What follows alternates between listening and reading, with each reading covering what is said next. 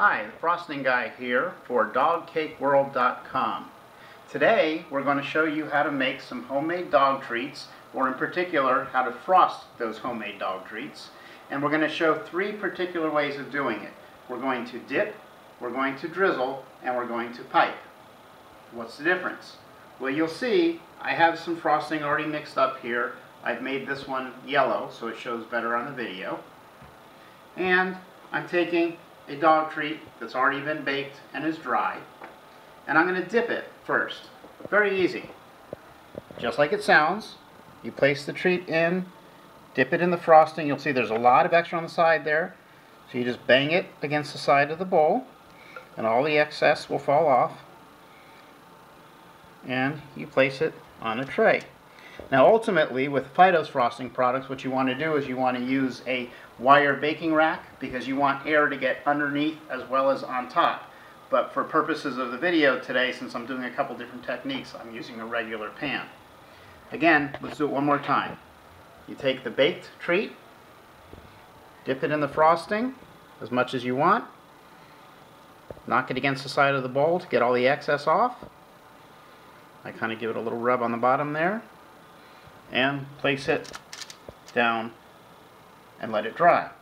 So that's dipping. Very easy. But it's important to remember to knock it against the side of the bowl to get the excess frosting or excess icing off.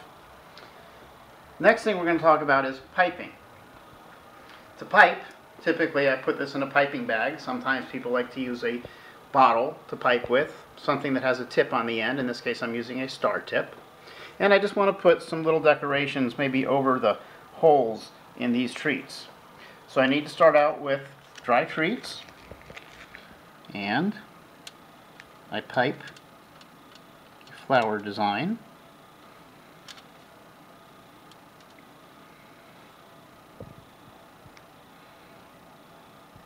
There we go. The first part was a little bit dry.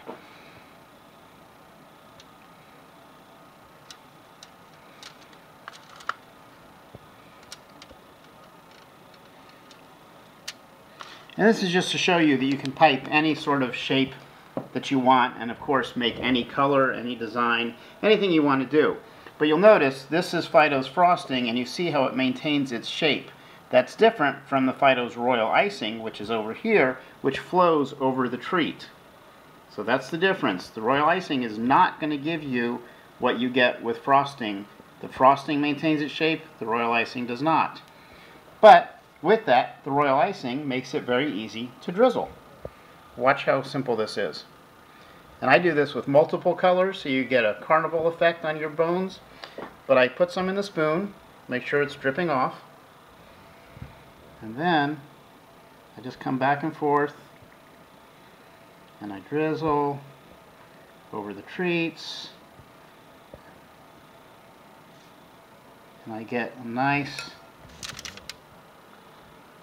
display. Now I'd probably come back and add another one or two colors and I'd get a couple different things. So if you've got a lot of treats that you need to frost quickly, imagine laying out your treats on a big tray and taking two or three colors and just taking the spoon and drizzling very quickly over all those treats. You'll get that beautiful colored yogurt on all of your treats, but it doesn't take the time that you normally would take to decorate a treat by hand, some of the more artistic treats. So today you've seen how to dip treats, how to pipe treats, and how to drizzle treats. Those are three basic ways to use the Fido's frosting products. Again, the royal icing is good for dipping, drizzling, and the frosting is great for piping, and you can even dip in frosting too if you want something thicker than what you see here. This is what the royal icing will do. It will pool and puddle. The frosting will maintain its shape.